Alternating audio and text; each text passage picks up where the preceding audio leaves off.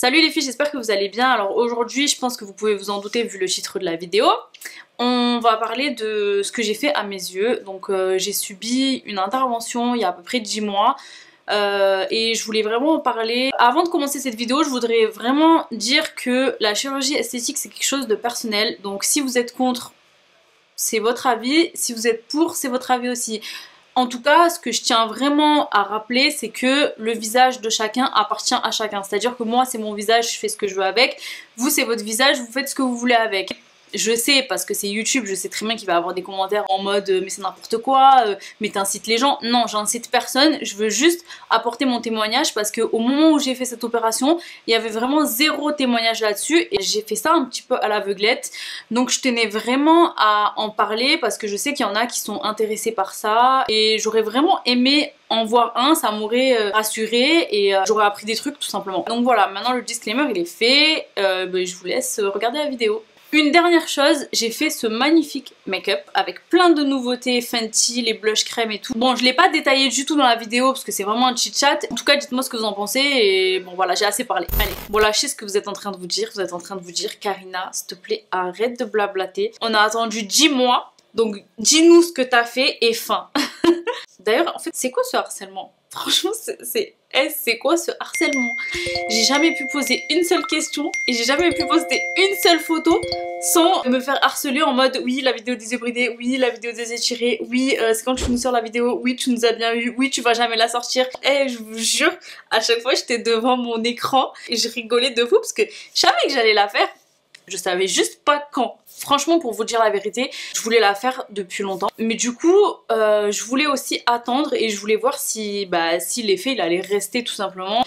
Je voulais pas vous donner un avis. En gros, tu fais genre une liposuction et tu donnes ton avis 2 mois après, t'as pas le même corps 2 mois après que 1 an après en fait. Moi ce qui m'intéresse c'est genre vraiment de voir si le résultat est dur etc. Et aussi un peu parce que j'avais la flemme j'avoue, parce que je suis une grosse flemmarde. Je suis vraiment dans la procrastination, genre en gros je remets toujours tout au lendemain. Bref, en gros je savais pas trop comment j'allais tourner cette vidéo.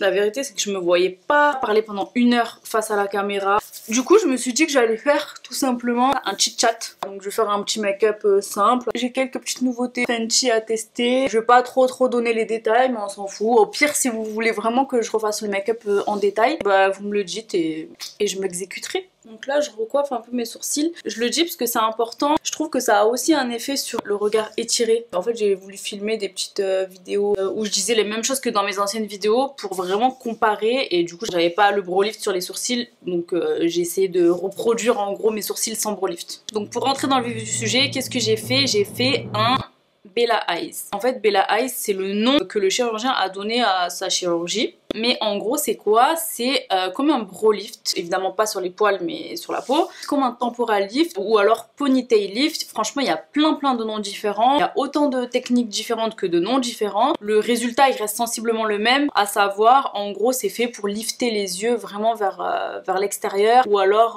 remonter le regard comme ça quand on a les sourcils un peu tombants ou même les yeux. Enfin il y a plusieurs techniques qu'on peut combiner entre elles. Donc en gros voilà, en gros ce que j'ai fait c'est une chirurgie, j'ai pas fait de la médecine esthétique, c'est pas du botox, c'est pas un fox eye, je vais revenir après, mais c'est vraiment de la chirurgie. Moi le chirurgien chez qui j'ai fait ça, il a appelé ça Bella Eyes, en référence à Bella Hadid, parce qu'elle l'a très certainement, obligatoirement, forcément fait, même si elle dit qu'elle a rien fait, mais bon, ça c'est notre histoire. Mais en gros elle l'a fait, on voit bien, de toute façon là je vais mettre la photo avant-après de ses yeux. Franchement c'est pas les mêmes yeux, on voit très bien que ses yeux genre avant c'était pas forcément tombant mais c'était normal. Ses yeux maintenant ça fait vraiment genre en mode regard de chat. Et je kiffe hein, c'est super beau, mais voilà, arrête de nous mentir en fait. D'ailleurs je sais pas comment elle a fait pour tenir son discours de genre en gros j'ai rien fait à mon visage. Je sais pas, il y a des photos de toi d'avant qui circulent sur tout internet. C'est voyant de ouf que t'as fait un truc, que t'as fait un truc à tes yeux, que t'as fait un truc à ton nez, mais tu continues de mentir. C'est genre comme Kim Kardashian et ses vraies fesses en fait. Genre, je sais pas. Le pire, c'est pas elle, Le pire c'est qu'il y a des gens qui les croient, c'est ça le pire en fait, c'est ça qui m'a toujours choquée, genre il y a toujours des gens pour croire. Du coup pour revenir au Fox Eyes, en ce moment je vois beaucoup de photos sur Instagram, souvent c'est des Russes ou même des Américaines, mais je crois que ça a commencé vraiment en Russie. J'ai pas fait la même chose, pourquoi? Parce que j'ai déjà travaillé dans une clinique de chirurgie esthétique et à l'époque c'était pas du tout connu le Fox Eyes, mais il y avait certaines filles qui le faisaient. Il y avait pas ce nom de Fox Eyes et il y avait pas cet engouement autour de ça, mais il y avait déjà des filles qui l'avaient testé et franchement ça tenait pas. Ça tenait pas, à chaque fois ça tenait genre 2 mois, un truc comme ça. Et je me suis dit que j'avais pas envie de souffrir en fait pour que le truc il reste que 2 mois. Je voulais vraiment faire un truc durable. Après je sais que maintenant ils ont des nouveaux fils, des trucs comme ça, donc je sais pas s'il y en a certaines qui ont testé et sur qui ça a tenu. Dites-le en commentaire. Parce que je sais qu'il y en a plein qui sont intéressés par ça. Donc je pense que ça peut les aider. Genre moi, ma personnalité en fait c'est soit tout, soit rien.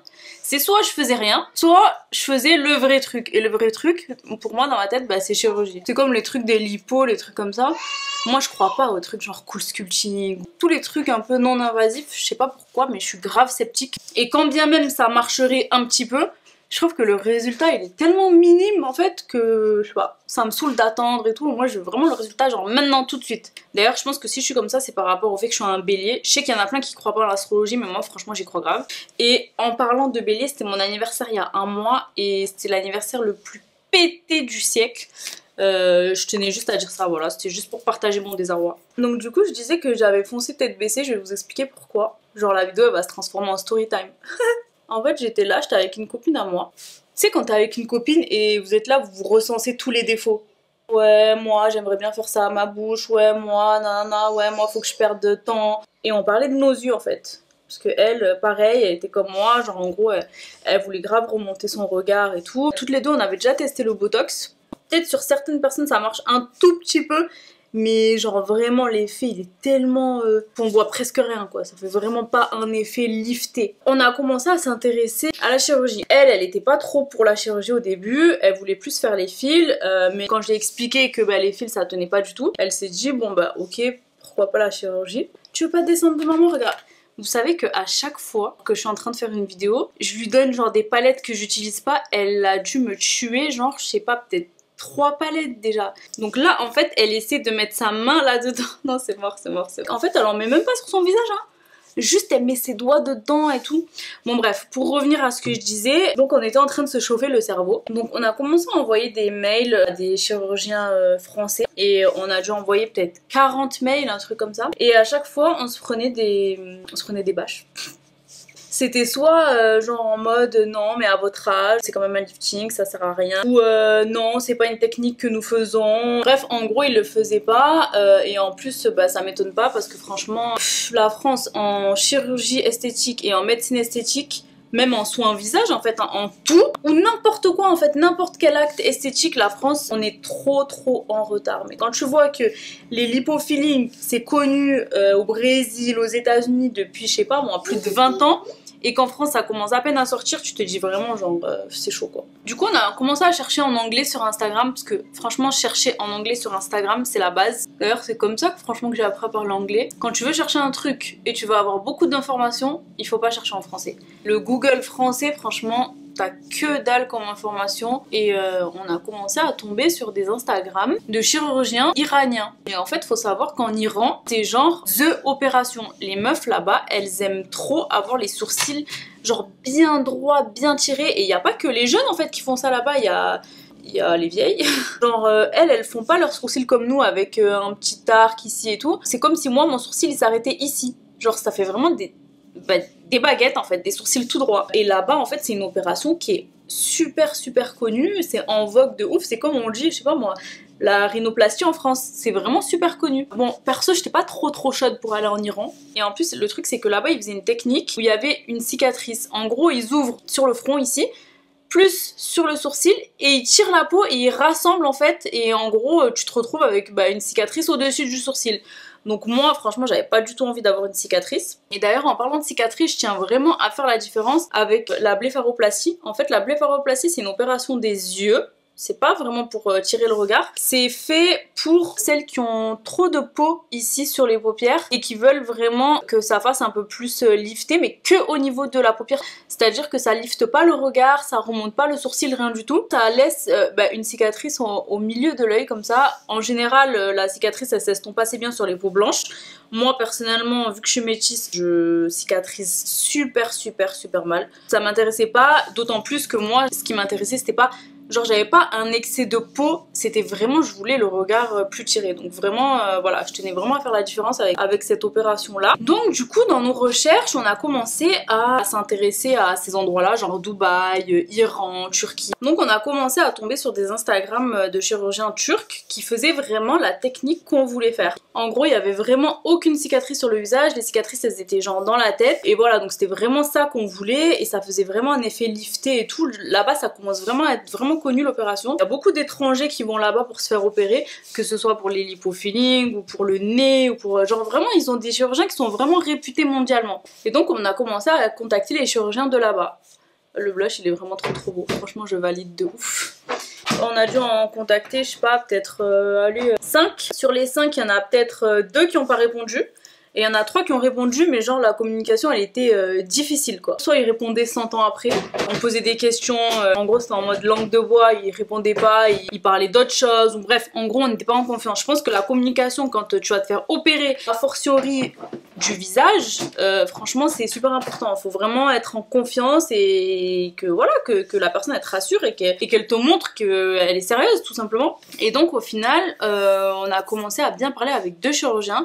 Je vais vous les mettre en description. Et le truc c'est qu'il y en a un, je voyais vraiment en fait que l'effet il était un peu trop tiré. Et je crois qu'il faisait une mini incision ici à l'extérieur de l'œil et je voulais vraiment pas. Donc on s'est vraiment focus sur un chirurgien. Juste petit aparté, c'est vraiment pas un partenariat, j'ai vraiment payé mon opération. D'ailleurs je l'ai payé 3200 €. Le médecin qu'on a choisi c'était le docteur Ufuk Askeroglou. Je vous donne son nom, vous pouvez aller voir ce qu'il fait. Je crois qu'il fait aussi des nez ou des seins ou des trucs comme ça. Enfin bref, je vous laisse son Instagram, vous pouvez aller voir. Et on a commencé à prévoir notre voyage en Turquie. Lui il est sur Istanbul, donc on s'est dit qu'on allait faire des petites vacances en même temps. Et ça c'était sans savoir les suites opératoires. Parce que si j'ai quelque chose à lui reprocher, c'est que j'ai pas été assez informée. Après peut-être que c'est de ma faute, peut-être que je m'y suis pas assez intéressée, mais en tout cas j'étais pas assez informée des suites. Je savais pas qu'il allait avoir un bandage, en gros je savais pas plein de trucs et je pense que ça aurait changé beaucoup de choses. J'aurais pas prévu mes vacances, parce que quand je vais vous montrer la tête que j'ai eue, vous allez vous dire c'est impossible de faire des vacances comme ça. On est parti là-bas, c'était au mois de juillet 2019, donc l'année dernière. Et on s'est dit qu'en même temps, on allait se faire opérer et juste après on allait partir à Mykonos. Très mauvaise idée. Donc on lui a envoyé un deposit, un acompte. Ensuite on a débarqué à Istanbul. Et on a eu notre première consultation avec lui. Je me rappelle que lors de la première consultation, son assistante elle m'a dit oui, et il recommande aussi ça. En fait, j'ai fait aussi l'opération des boules de bichat. C'est une bichectomie. Il vous enlève les poches de graisse dans les joues. C'est pour avoir un visage un peu genre à la Kim K, genre un peu creusé comme ça. Et je me suis dit genre en gros je suis venue pour les yeux, je suis pas venue pour ça. C'est un peu poussé à la consommation mais bon. Après je me suis dit voilà, le mec c'est quand même son gagne-pain et ça se voit quoi. Son cabinet était super beau, il était dans un super beau quartier d'ailleurs. Istanbul, j'ai kiffé un truc de fou, c'est magnifique, c'est une ville vraiment, elle est magnifique cette ville. Donc quand le jour de l'opération il est arrivé, moi j'étais la première à passer parce qu'en fait j'allaitais encore et du coup je voulais être sûre d'être réveillée le plus tôt possible. Donc du coup je suis passée en première. Il est venu me voir dans la chambre, il m'a demandé ce que je voulais, c'est-à-dire en gros il te demande si tu veux un truc un peu plus lifté, un peu moins lifté, si tu veux quelque chose de plus naturel. Donc moi j'ai dit que je voulais quelque chose... je voulais pas quelque chose qui soit trop léger parce que sinon je me serais pas fait opérer tout simplement, mais je voulais pas non plus un truc trop intense qui fasse genre en mode Madame Chat, genre je sais plus comment elle s'appelle, Silverstein ou je sais plus comment, bref je vais mettre la photo ici, mais en tout cas voilà, elle a abusé des bro lifts et des lifts en tout genre et je voulais pas du tout ressembler à elle. Donc voilà, il a commencé à tracer des trucs sur mon visage et tout, et direction la salle d'opération. Pour vous expliquer un peu plus en détail comment cette chirurgie elle est faite. Donc en gros la technique c'est quoi? On t'incise à 2 niveaux. Donc ici et ici, c'est vraiment des petites incisions genre de 1 ou 2 cm maximum. D'ailleurs moi pour les incisions je stressais par rapport aux cicatrices et j'avais fait que envoyer des messages à sa secrétaire qui est aussi sa femme en lui disant oui je veux voir des photos des cicatrices à genre plus 1 mois, plus 1 an. Et elle me disait mais ça se voit absolument pas, genre en gros ça sert à rien. Et je lui disais mais non je veux vraiment voir, je veux vraiment voir. Et vraiment la vérité c'est que ça se voit vraiment plus. Genre là, bon là je suis un peu coiffée donc c'est chaud pour vous montrer mais en fait... Genre, pour de vrai, je la trouve pas. J'ai jamais réussi à trouver ma cicatrice. Genre, je sais qu'elle est quelque part par là, vers là, mais j'ai jamais réussi à la trouver. Franchement, vers quelque part par là, mais... Ah, peut-être qu'elle est là. Je sais pas, mais en tout cas, vraiment... Vraiment, j'ai jamais réussi à la trouver. Et donc en gros, on t'incise ici et ici. Et on te fait passer un endoscope. En fait, l'endoscope, c'est quoi? C'est un fil avec au bout une petite caméra qui va servir au chirurgien à voir ce qu'il fait à l'intérieur avec sa pince. L'image, elle est retransmise sur un écran. Et grâce à l'écran, il est là, il regarde ce qu'il fait. C'est une technique qui est beaucoup utilisée en chirurgie pour tout en fait. Je sais pas, pour le ventre, pour plein de trucs. Et du coup, là, c'est la technique utilisée. En sachant que c'est une opération qui est modulable, c'est-à-dire qu'il y en a qui font juste une incision ici et qui liftent comme ça. Il y en a qui font une incision ici et deux ici pour lifter vraiment genre en gros tout le regard, genre un peu à la Kendall Jenner. Kendall Jenner, on voit bien que avant ses sourcils même au milieu ici ils étaient beaucoup plus bas. Là je vais mettre un avant après, mais elle a pas fait le lift que sur les côtés. À la Bella je pense qu'elle a fait que sur les côtés, mais Kendall elle a fait vraiment sur tout le front. Et en gros sa technique elle est assez unique en son genre parce que en fait lui il combine deux opérations en une, c'est à dire qu'il fait pas simplement un brow lift, il lifte pas seulement les sourcils, il lifte aussi l'extérieur de l'œil et ça s'appelle une odontopexie. Et donc pour faire ça il fait quoi? En gros il incise là comme j'ai dit et il rentre la petite caméra et il fait un point dans le muscle à cet endroit là, donc ici pour remonter les sourcils, et un point ici pour remonter l'extérieur de l'œil.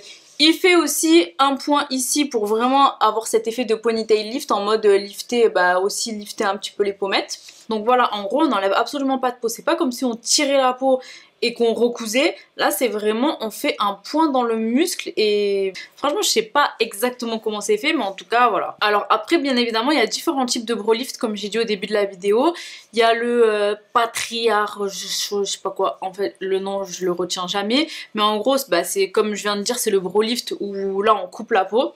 Donc ça c'est plus pour les gens qui ont une peau un peu plus distendue, donc où ça marche mieux. Chez les transsexuels, quand ils font des opérations de féminisation du visage, en gros ils font plusieurs opérations en une fois, c'est-à-dire en gros ils rabotent un peu le front, parce que le front chez les hommes il est un peu plus gondolé, ils rabotent l'arcade du visage, enfin quand je dis raboter c'est genre ils liment un petit peu, parce que les arcades du visage chez les femmes elles sont moins proéminentes, et du coup ils font aussi cette opération là, c'est-à-dire le brow lift, ou le front lift comment ils appellent, et ils ouvrent de là à là, donc il y a toute une ouverture et ils tirent la peau comme ça pour que vraiment tout le front soit lifté, parce que bien évidemment les femmes on a le regard plus lifté que les hommes. Donc voilà, il y a plein de déclinaisons possibles, il y a possibilité aussi de le faire sans faire les yeux. Au niveau de l'anesthésie, c'est une anesthésie générale. J'avais demandé si c'était possible de faire avec une anesthésie locale, il m'avait dit que non. Donc voilà, moi j'étais pas trop stressée parce que j'ai déjà eu des anesthésies générales.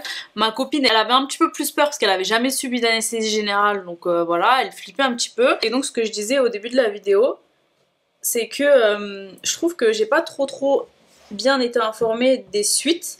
C'est-à-dire que on devait porter un bandage sur tout le visage, mais genre un bandage assez difficile à porter, sachant que moi j'avais prévu mes vacances.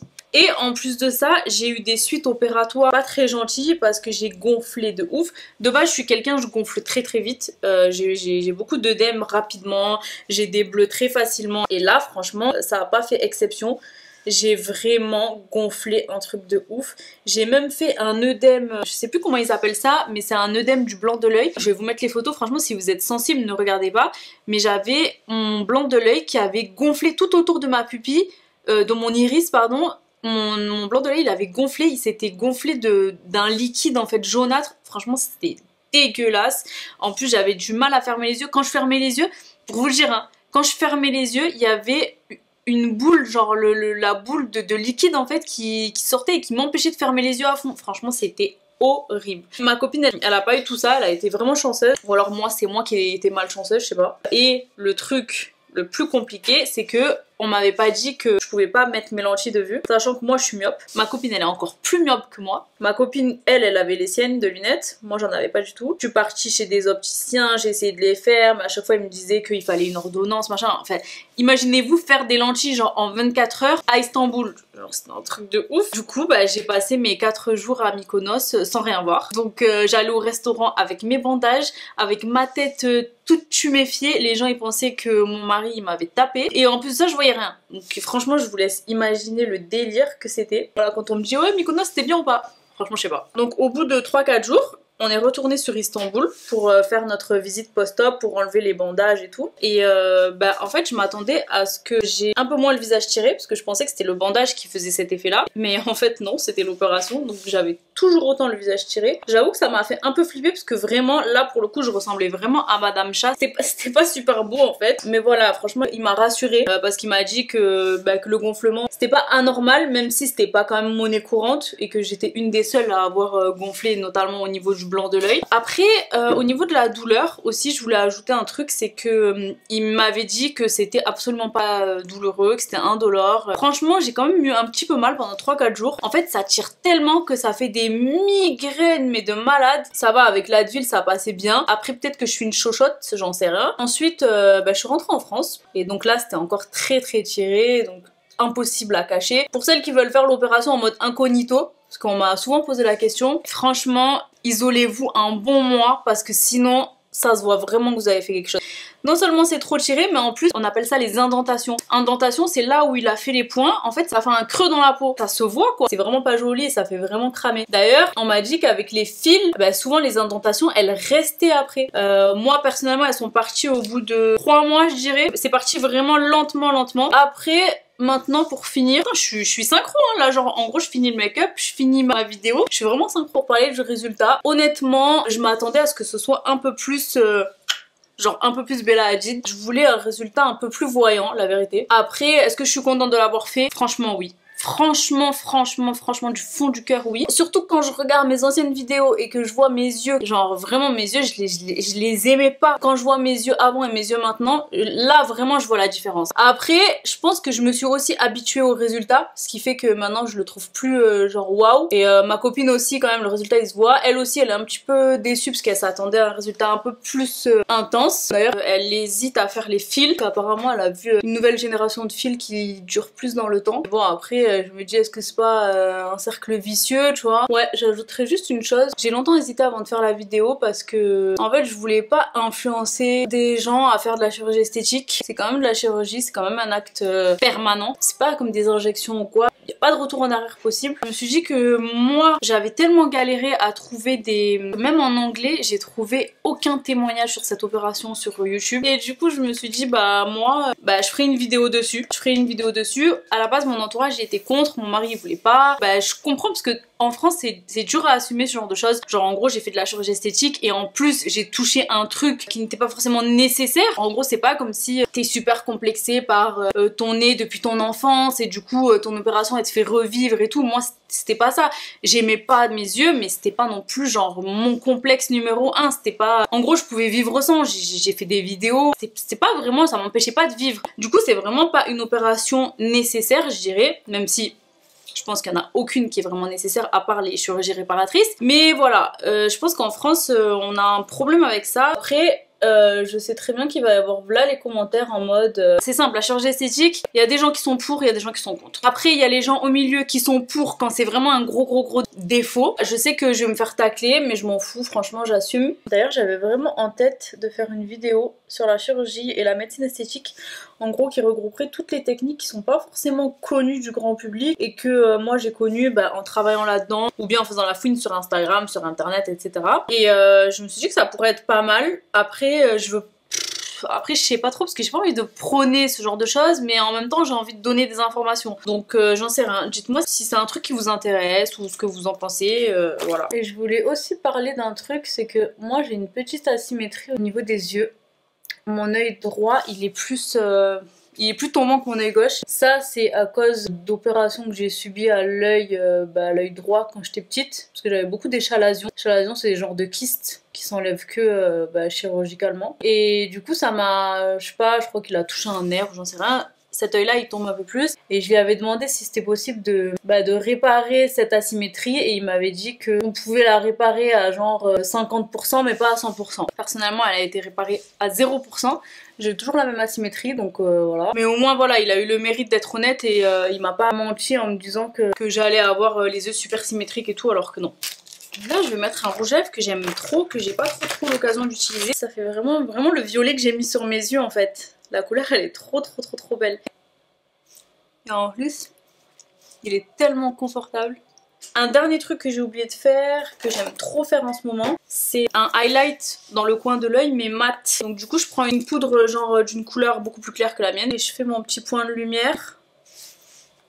Mais mat, je trouve que ça rend trop bien. Donc voilà, donc là je pense que j'ai assez parlé, j'ai tout dit. Si j'ai oublié quelque chose, au pire je le mettrai dans la description ou au pire je l'écrirai dans la vidéo, mais je pense pas. Franchement je pense que j'ai vraiment tout dit. Et voilà, et je vous laisse parce que là franchement c'est plus possible en fait. T'aimes encore? Non, en fait elle veut me faire un bisou pour avoir le gloss sur sa bouche.